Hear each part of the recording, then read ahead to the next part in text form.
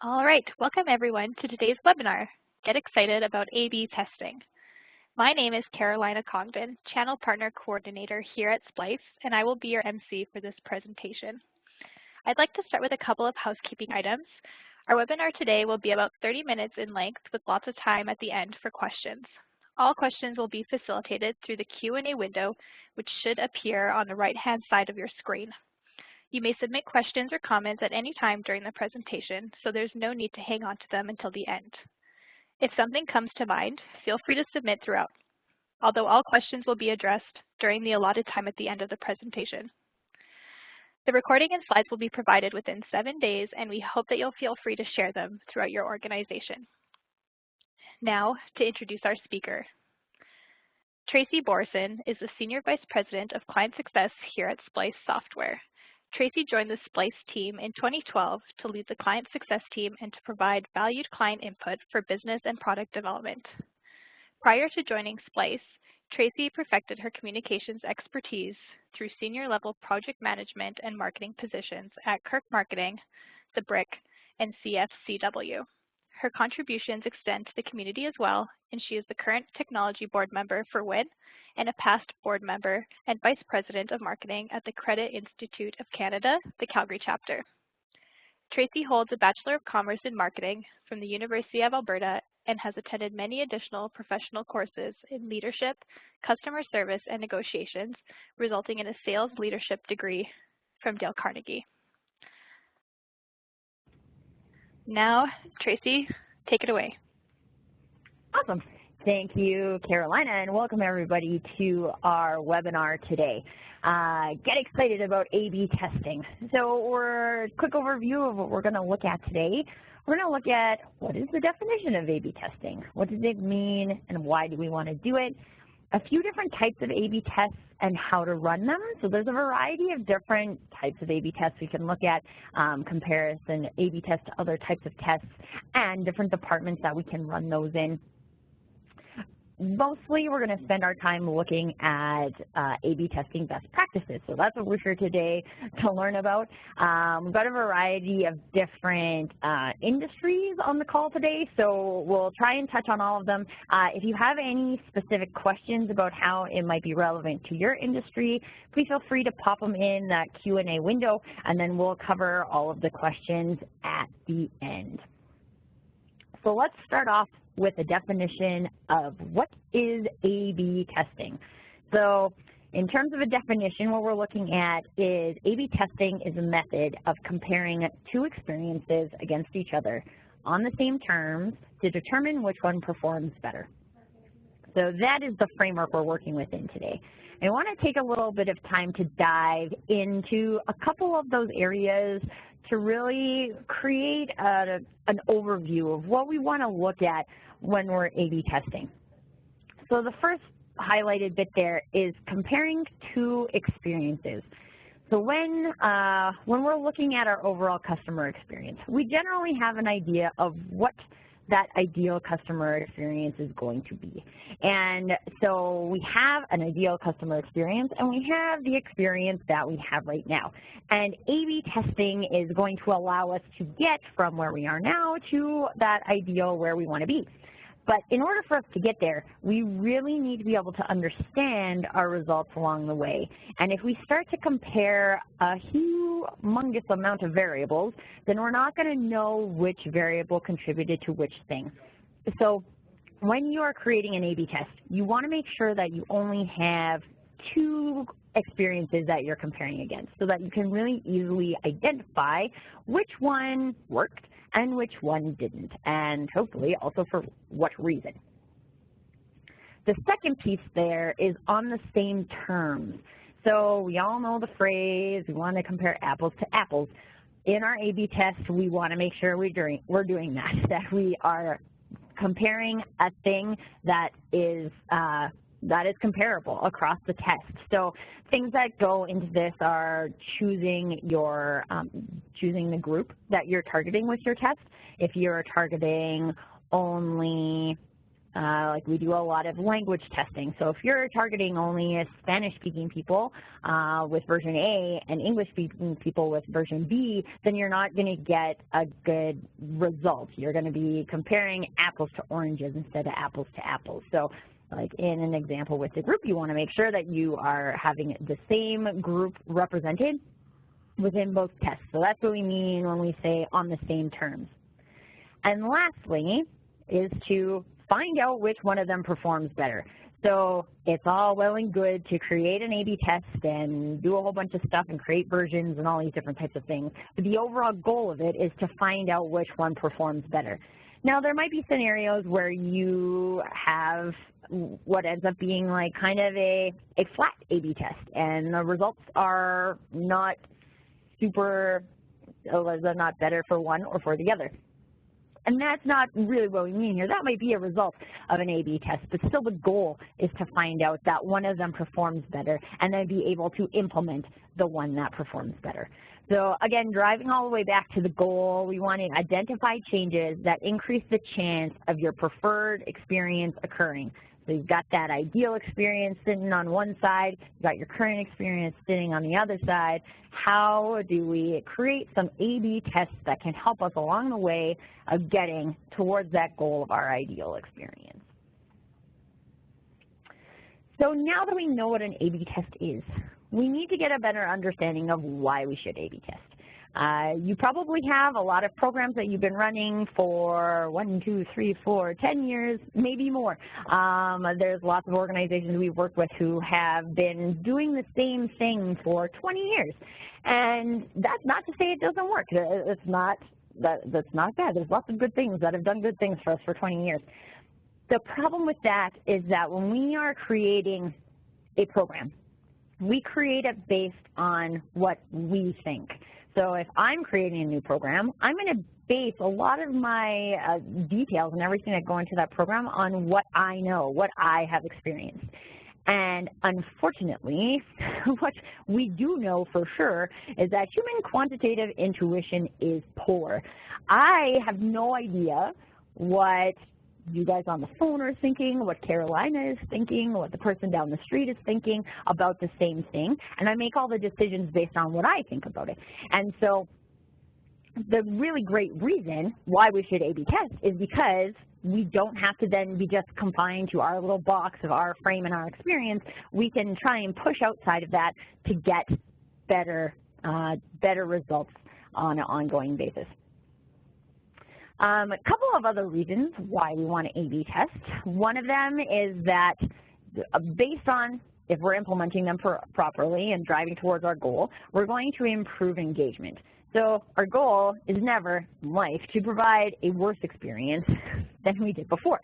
So by being able to A/B test and learn from those things, we're going to be able to improve engagement. We're also going to be able to improve conversion rates. And conversion rate might mean something a little bit different based on what industry you're in. So for our retailers, that really ties into creating traffic at the store that's going to convert into a sale versus something on the insurance side, maybe more on the delinquency side where we might be saying like, okay, well, we want people to turn from a delinquent account into a fully paid account. So conversion rates on all those sides, but those are, especially on the SPLICE and the SPLICE types of programs or your other communication programs that are driving the same results in terms of conversion rates, A/B testing is a really great way to test different pieces that impact those conversion rates. Improve the ease of analysis. This one is also great. So if we think back to that first definition of comparing two experiences, if I am only comparing two very specific things, it is very easy for me to set up a tracking system to make sure that I get results based on those two things. So the ease of analysis of these two things, you can kind of take a look at that little picture on the corner of the slide there. If you are visually looking at something that looks like that, you're like, oh, my control is very flat and my variation is very good. So the ease of analysis is very easy. It is going to reduce risk. So when we have a program that's been operating for a very long time and been doing pretty well, then we think it's safe. We think it's like, this is great, this is the safe way, and that's great. The problem is that the industry is changing, our consumers are changing, and that's not necessarily going to keep us in that safe zone. So by continuing to A/B test your programs, you can continue to learn about your customer base and make sure that you're staying in that safe zone with your sales pitches, your marketing, your product assortment, all these different things to really overall reduce the risk, the business risks. And then lastly, increase sales. So when we talk about communication programs, again, our goal is always to make sure that we have a better ongoing program. So I talk to you, or I call you, or I email you, or you interact with my website, and your experience with me is better. Your loyalty is better. Your long-term engagement with me is better because of that interaction. And when we get to those types of relationships, those are going to turn into sales. So they're either going to, again, on our retailer side, it's going to be me coming back into the store and buying more product because I just really want to buy it from your brand and not anybody else. On the insurance finance side, it looks more like retaining those customers, referral, word of mouth. So anybody who has a good experience or anybody who has a very bad experience is very excited to talk about it. So we want to be on the good end of that. We want to be on people are excited to do business with us, and therefore they're sharing that with lots of people, and that's going to increase sales from them as well as from their friends and family. So based on the fact that we have poor quantitative intuition and there are all these other benefits of A/B testing, A/B testing is a really great, easy way for us on an ongoing basis to improve our communication programs. When we talk about the types of A/B tests, I mentioned it at the beginning, based on your industry, there's a variety of A/B tests. And not only is it based on your industry, but it's based on your department as well. So we have a couple of examples here broken out by the types of departments that we had registered for the webinar today. Again, if you have anything in particular that you're like, how would this apply to me, feel free to pop it in the Q&A, and then we'll address it at the end as well. But just kind of some high-level overview pieces by department. So if you are looking at sales and sales results, then one of the great things to A/B test are your channels. So you have multiple channels that are driving sales, and a question that you're most likely asking yourself is, how does this channel compare? So how does phone compare to SMS, or how does email compare to online? And how are these how effective are these channels being at driving your sales? And by A/B testing those individual programs, you can start to measure whether or not a change in phone increased or decreased. It's compare over the SMS and all these different things. So that's a good opportunity for sales. On the marketing and branding side, so we do have mostly marketing and branding conversations that we are in. When we talk about how does this campaign compare, so if you're in the VIP scenario, then you most likely, again, are looking at how did this VIP compare to that VIP.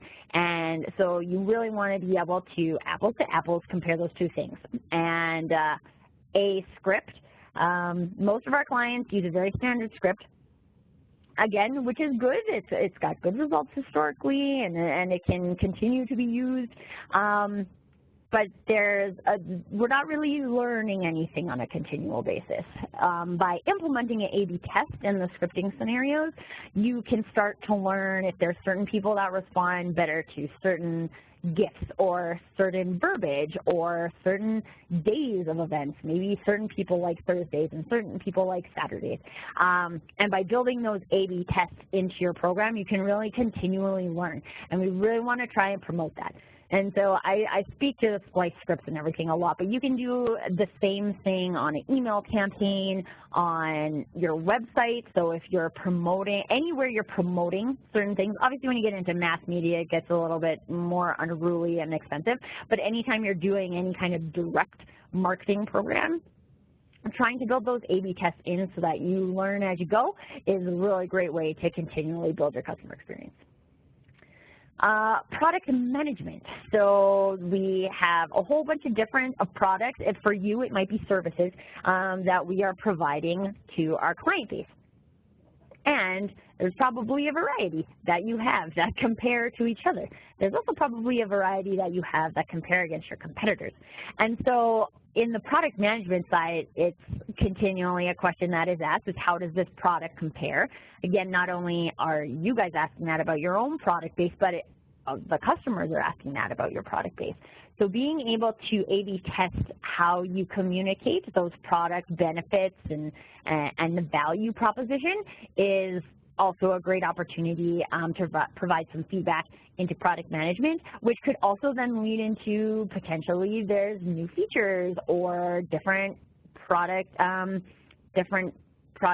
split you could have in the stores on our retail side that could support your client base better. And by being able to A/B test those messages, you really get a better idea of what you might want to do on the product management side.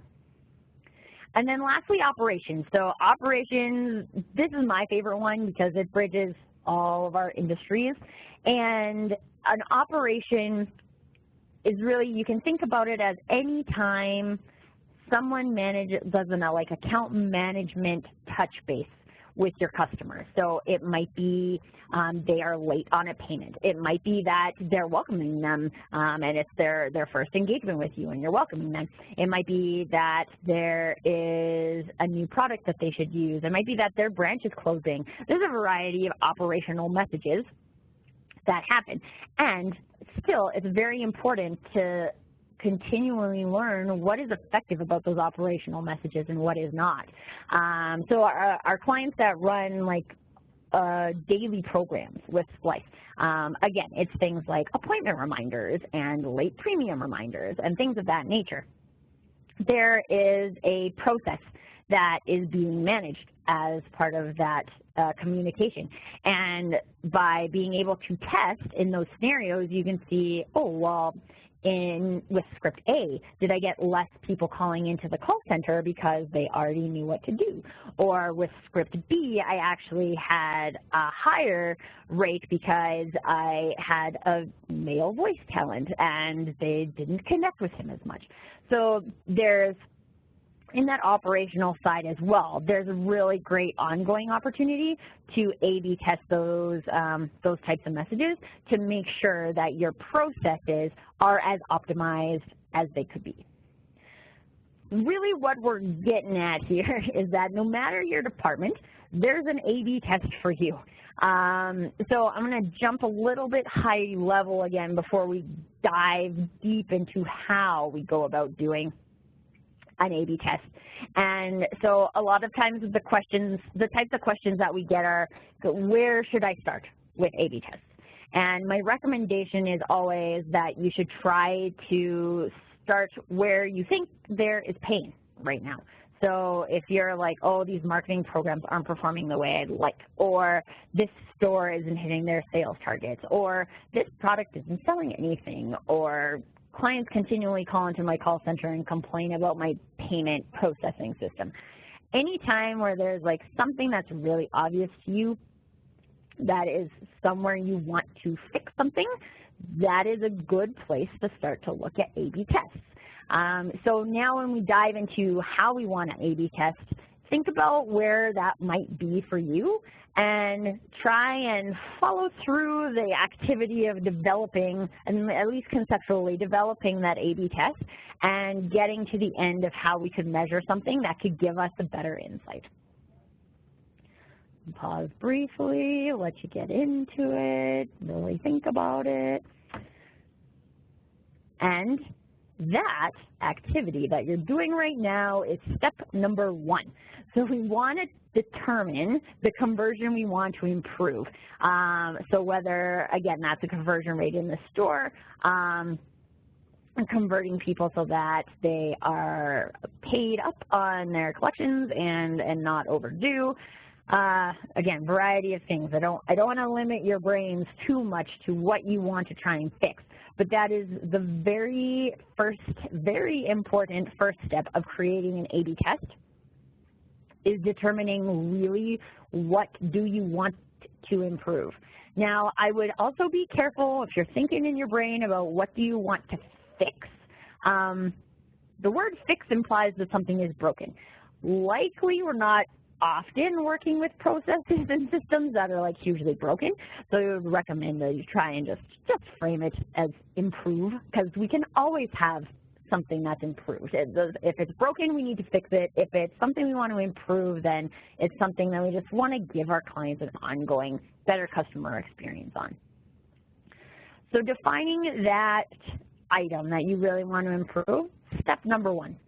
Step number two, hypothesize the change. So again, this is where you want it. So you want to take, we've got this conversion we want to improve, and we've got our ideal outcome. So again, driving all the way back to that definition of what an A/B test is, we've got an ideal outcome of what we want to accomplish from this A/B test, or what we just want to accomplish as an ideal outcome in general. Now, one A/B test may not get you all the way to your ideal outcome, but you want it to make sure that it is part of the process that is going to get you to your ideal outcome. So you want to hypothesize what that change is going to be. So one of the examples I always like to use in the insurance industry, we do a lot of claim status updates. And one of the major drivers behind doing those claim status updates is to decrease the amount of time and therefore dollars that are being spent on a claim by an insurance company. And a lot of times, we've all been through an insurance claim, there's some uncertainty that generally happens at some point or another during a claim. And so we could hypothesize that if we gave people more proactive information, then they would call into the call center less, and the call center wouldn't be as bogged down with information that had already been provided to a customer. It has a reasonable it's reasonable in your head, so right, so like I could rationalize that would be true. If I provide you more information up front, then generally I get less questions back, so I could implement that for my entire business. So it is, with your hypothesis, you want to make sure that it is realistic, that the business could support it. So in your stage two, when you're hypothesizing that change, try and make sure that it's still within the realm, the acceptable realm of thinking for the people who are going to be responding to that A/B test and or implementing any changes that may come from that on the operational side.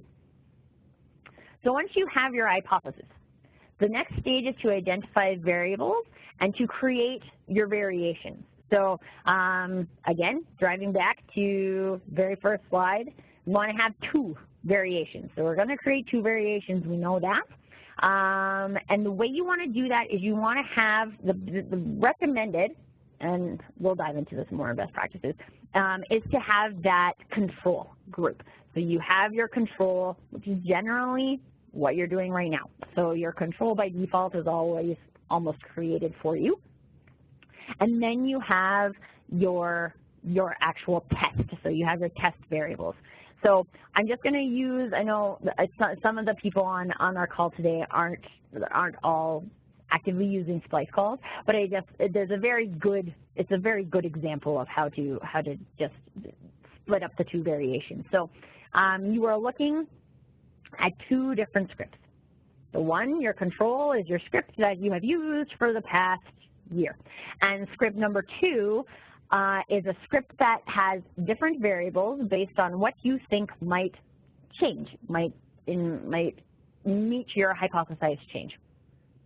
So just continuing with the example that we're using so far for claim updates, our control is just a notification that your claim has been received and that additional information has been provided to you by email. Well, that's our control. And so what we're thinking now is like, well, maybe I want to give them more proactive information, so maybe I want to give them their claim number, because then if they do call back in, they can reference that claim number and we can get to them some more information much faster. And so my new variable would be that I want to add the claim number into that script. So I'm going to then plan to run to the same groups or two similar groups, these two different scripts. And that is then going to move me into stage number 4, which is to run the experiment. So I am going to actually voice these calls and get them out over the phone, out to people. Again, same thing with email, text messages, anything else that is outbound to a customer. You have your 2 versions and they are going out. In terms of running the experiment, again, you want to make sure that your test groups are very similar so that you don't have any kind of additional weirdness that is running into your results that might be impacting that. So the types of things that might impact that are age, demographic, language, anything that could create a group of people. We want to try and make sure that we have randomized that when we're running our experiment so that the same types of people are getting both messages. And then final stage, and unfortunately one of the stages that most people just happen to leave out, is that we need to measure the results. So all the way through this cycle, it is important to make sure that you know what results you're trying to measure so that we can make sure those results measurement pieces are built into the experiment when we run it. So if we think about the results we want to measure at the end, after we run the experiment, sometimes it's going to be too late because we won't have collected the correct data in order to actually measure the results we want to. So if we're saying I'm measuring inbound call volume, I want to have a lower inbound call volume from this group that got message B versus message A, and then I need to know throughout my entire planning process that I need to track that. And before the experiment goes live, I need to make sure that that is flagged or targeted or however you need to do it internally. On the SPLICE side, when we do A/B tests, the result measurement is built in, so it's a little bit easier, but making sure that those result measurements are ready to go before you start the experiment.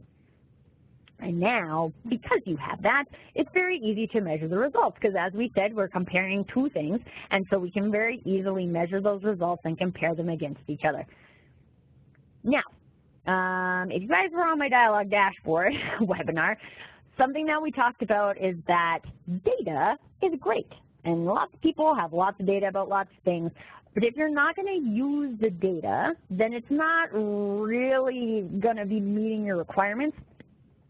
So we really want to try and make sure that we use that. So again, as you notice in this diagram, it is not, the A/B test does not end at measure results. It flows right back into figuring out what we want to improve. And again, that might be something that flows into another A/B test. It might be something into your operational processes that you want to make sure that you update.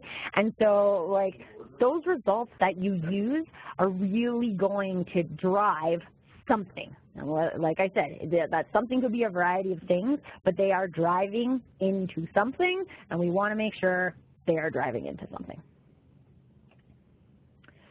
All right, quickly, just to touch on, because I mentioned it already, so the SPLICE Dialog dashboard is a service that we provide.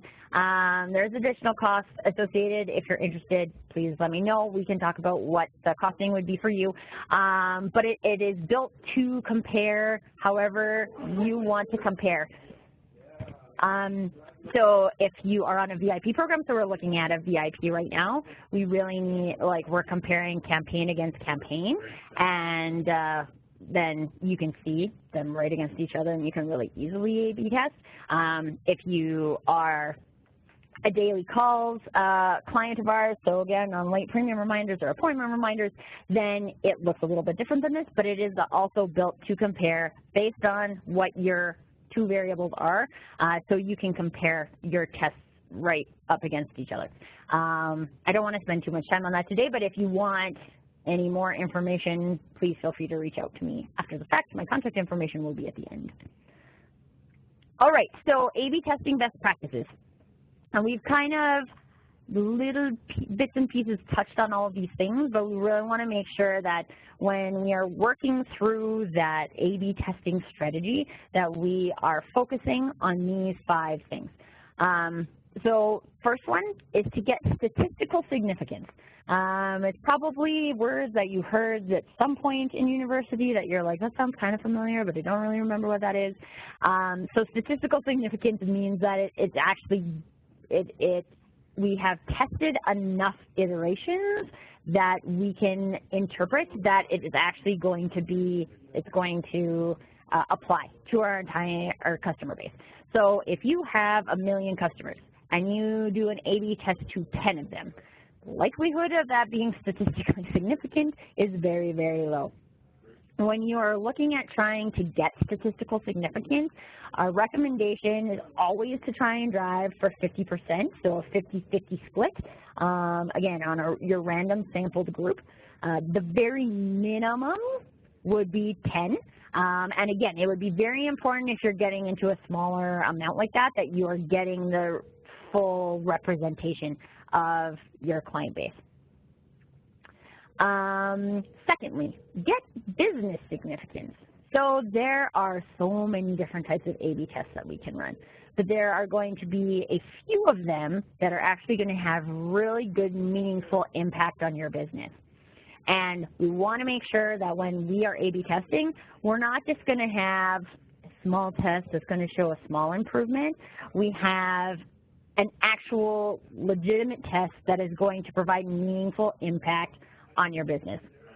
Now again, this is something that you guys would have the best idea of understanding what is going to cause that business significance to you. But in this scenario, I always love to use the example on the retail side of just sales, right? So on the retail side, we're always driving for sales, more and more sales. So if I could A/B test something that could potentially double my sales, then I want to do that. If I can accomplish that and my hypothesis is correct, then that could have a substantial impact on my business. So that is a good example of the type of thing we're talking about when we get into business significance. So again, for each individual organization, you guys have a good idea of what is significant for you, and you want to try and focus your A/B testing around those types of things. Third, I've said this one a lot already, focus on one item per test. So we don't want to have a huge amount of different variables in our test, because then we won't know what helps. So if we changed, again, I'm just going to go on retail VIP for this one. If we change the gift and the event name and the date and the voice talent, then I have no idea which one of those things contributed to either a better or a worse result. So try to minimize the distractions in your tests, and again, get back to that one-to-one, I'm comparing this to this, and I can make an interpretation at the end of which one I want to move forward with. Use your results. So number 4, we really want to make sure, again, I talked about this quite a bit already, but you want to use your results. If you're going to do a test and your results are just going to sit there, probably not the best use of resources to implement that test. So make sure you're ready to use your results. And as I mentioned, that can sometimes mean operational changes.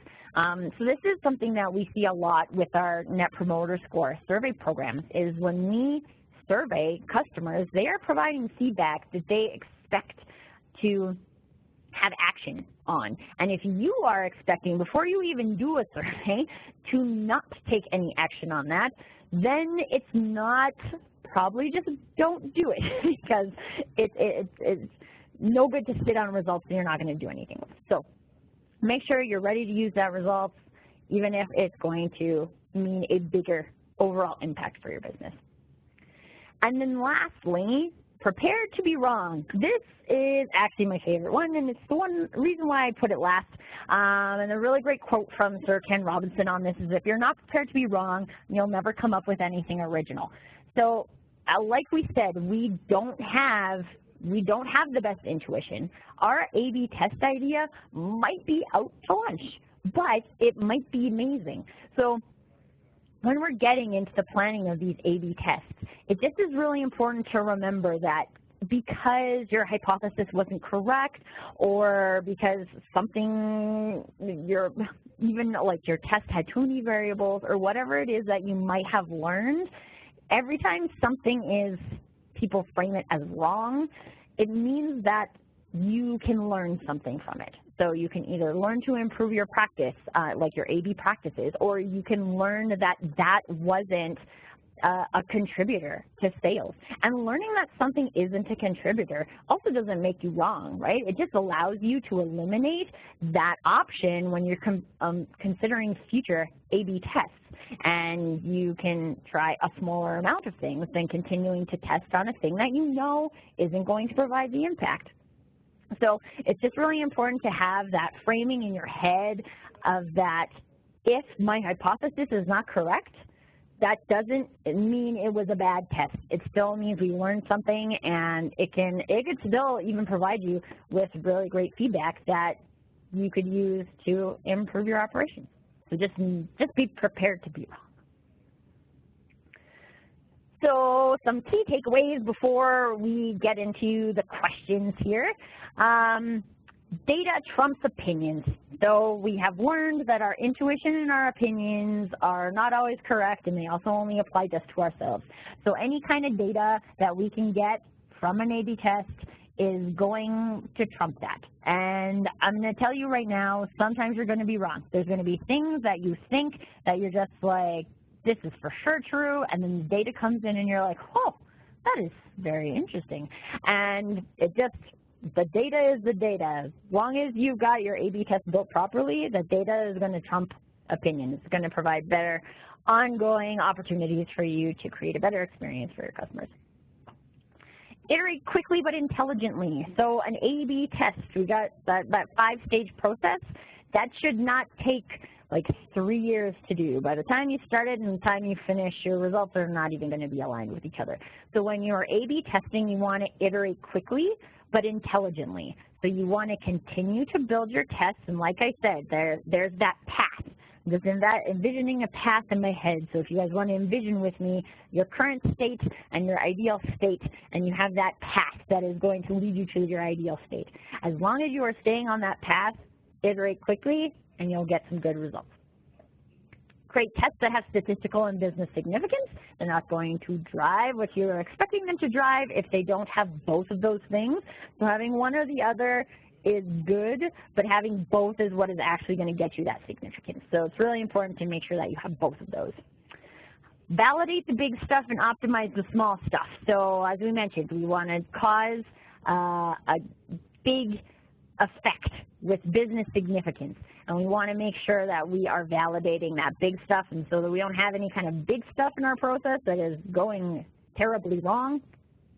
Make sure that it is good, and then optimize the small stuff so that those little things that are easier to change, like the operational processes, would probably fall under big stuff.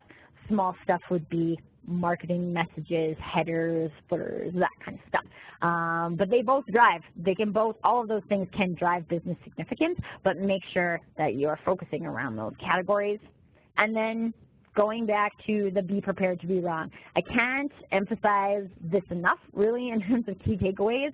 You really just need to be prepared to be wrong in your hypotheses. Nobody's perfect, and move forward and iterate quickly on a continual basis to make sure that you are getting the most that you can out of your A/B testing. And before we head into the questions, I'm going to leave you with one more quote by Richard Buckminster. There's no such thing as a failed experiment, only experiments with unexpected outcomes. So if we are all ready to expect those unexpected outcomes, then we are going to be ready for A/B testing. So with that, we'll open the floor up to Q&A. So I'll pass it back to Carolina. All right, thank you, Tracy. We would like to open the floor for questions now. For anyone that hasn't done so yet, please go ahead and type your questions into the comment box, which can be found on the right side of the screen. We'll quickly pause for a minute to wait for those questions to come in.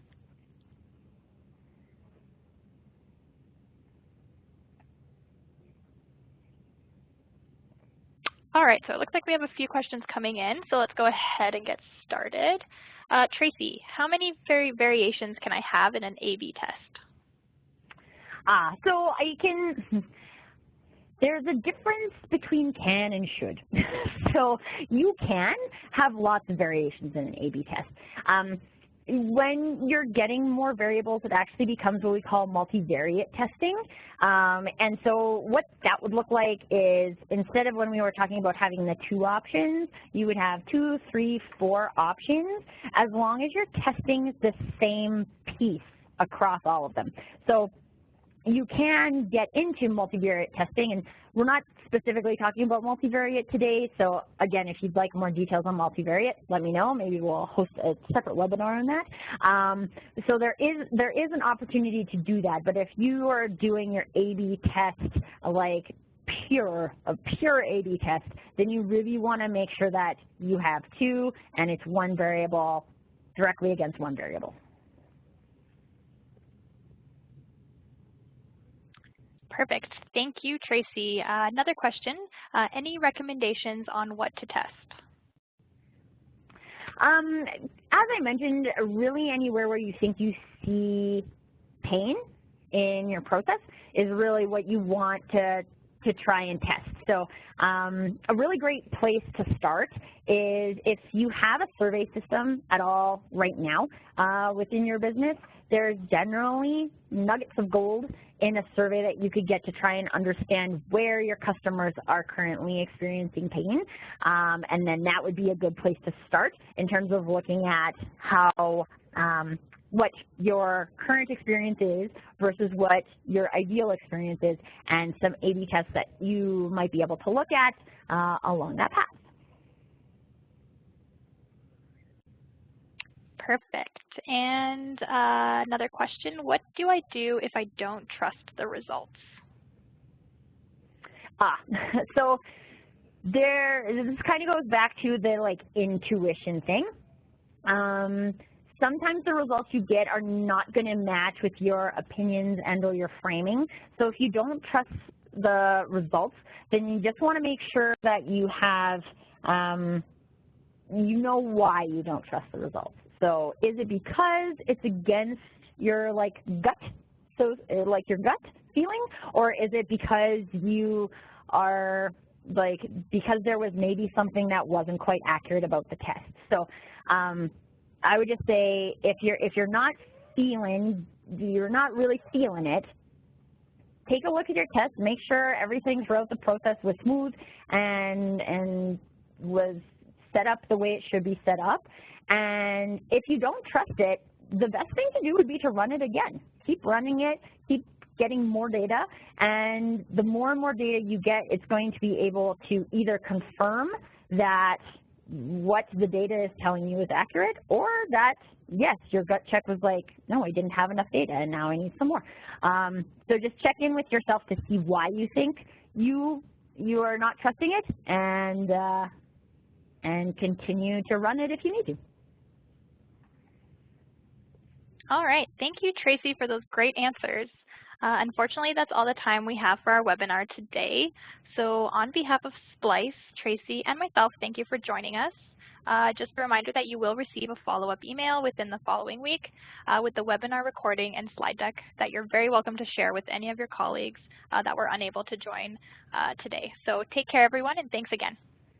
Hey, one more quick question just came in, so I'm going to address it because we have technically 2 minutes. Oh, yeah, it's just a quick question about pricing. Yeah, sorry, it came in directly to me, so that's fine. The tests are actually built into, so if you are on a monthly, if you are paying monthly hosting fees to SPLICE, then tests are actually built in.